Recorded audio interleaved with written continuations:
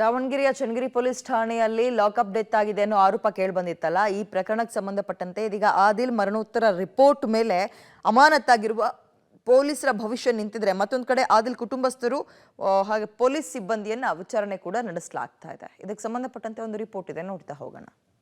ಪೊಲೀಸರಿಗೆ ತಲೆನೋವಾದ ಆದಿಲ್ ಸಾವು ಪ್ರಕರಣ. ಮರಣೋತ್ತರ ವರದಿ ಮೇಲೆ ನಿಂತಿದೆ ಅಮಾನತಾಗಿರುವ ಪೊಲೀಸರ ಭವಿಷ್ಯ. ಚನ್ನಗಿರಿ ಠಾಣೆಯಲ್ಲಿ ಗಲಾಟೆ ಮತ್ತು ಆದಿಲ್ ಸಾವಿನ ಬಗ್ಗೆ ಸಾಕಷ್ಟು ಪ್ರಶ್ನೆಗಳು ಹುಟ್ಟುಕೊಂಡಿದ್ದು, ಕುಟುಂಬಸ್ಥರು ಪೊಲೀಸರ ಮೇಲೆ ಗಂಭೀರ ಆರೋಪ ಮಾಡಿದ್ದಾರೆ. ಕಾರ್ಪೆಂಟರ್ ಕೆಲಸ ಮಾಡ್ತಾ ಇದ್ದ ಆದಿಲ್ನನ್ನ ಕರ್ಕೊಂಡು ಹೋಗಿ ಸಾಯಿಸಿದ್ದಾರೆ. ಅಲ್ಲದೆ ಆದಿಲ್ ಮಟ್ಕ ಆಡಿಸ್ತಾ ಇದ್ದ, ಪೊಲೀಸರಿಗೆ ಪ್ರತಿ ತಿಂಗಳು ಹಫ್ತಾ ಕೂಡ ಕೊಡ್ತಾ ಇದ್ದ.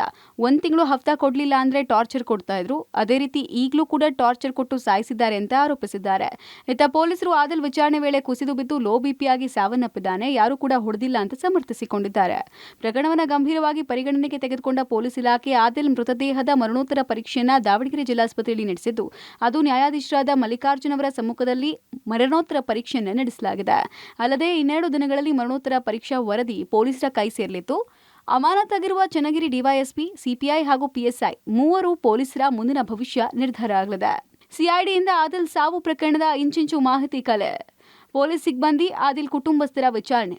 ಪ್ರಕರಣದಲ್ಲಿ 3 ಪೊಲೀಸರನ್ನು ಅಮಾನತು ಮಾಡಿರುವ ಸರ್ಕಾರ ಈ ಪ್ರಕರಣವನ್ನು ಸಿಐಡಿಗೆ ವಹಿಸಿದ್ದು, ಸಿಐಡಿ ಡಿವೈಎಸ್ಪಿ ಕನಕಲಕ್ಷ್ಮಿ ನೇತೃತ್ವದಲ್ಲಿ 6 ಜನರ ತಂಡ ಚನ್ನಗಿರಿಗೆ ಆಗಮಿಸಿದ್ದು, ಪ್ರಕರಣದ ಇಂಚಿಂಚು ಮಾಹಿತಿಯನ್ನು ಕಲೆ ಹಾಕ್ತಾ ಇದ್ದಾರೆ. ಅಲ್ಲದೆ ಚನ್ನಗಿರಿ ಪೊಲೀಸ್ ಠಾಣೆಯಲ್ಲಿದ್ದ ಸಿಸಿಟಿವಿ ದೃಶ್ಯಾವಳಿಗಳನ್ನು ಸಂಗ್ರಹಿಸಿದ್ದಾರೆ. ಆದಿಲ್ ಪೊಲೀಸ್ ಠಾಣೆಗೆ ಬಂದ ಸಂದರ್ಭದಲ್ಲಿ ಅಲ್ಲಿದ್ದ ಸಾರ್ವಜನಿಕರನ್ನ ಕೂಡ ಕರೆಸಿ ಮಾಹಿತಿಯನ್ನ ಪಡಿತಾ ಇದ್ದಾರೆ. ಅಲ್ಲಿದ್ದ ಪೊಲೀಸರನ್ನ ಠಾಣೆಯ ಮೇಲೆ ಕಲ್ಲು ತೂರಾಟ ನಡೆಸಿದ ಸಂದರ್ಭದಲ್ಲಿ ಏನಾಯ್ತು ಅನ್ನೋ ವಿಚಾರಕ್ಕೆ ಸಂಬಂಧಪಟ್ಟಂತೆ ಪೊಲೀಸ್ ಸಿಬ್ಬಂದಿಯಿಂದ ಮಾಹಿತಿ ಕಲೆ ಹಾಕಿದ್ದಾರೆ. ಆದಿಲ್ ಸಾವಿನ ಬಗ್ಗೆ ಅವರ ಕುಟುಂಬಸ್ಥರು ವ್ಯತಿರಿಕ್ತವಾದ ಹೇಳಿಕೆ ಕೊಡ್ತಾ ಇದ್ದು, ಇದರ ಬಗ್ಗೆ ಕೂಡ ಸಿಐಡಿ ಅಧಿಕಾರಿಗಳು ತನಿಖೆ ನಡೆಸುವ ಸಾಧ್ಯತೆ ಇದೆ.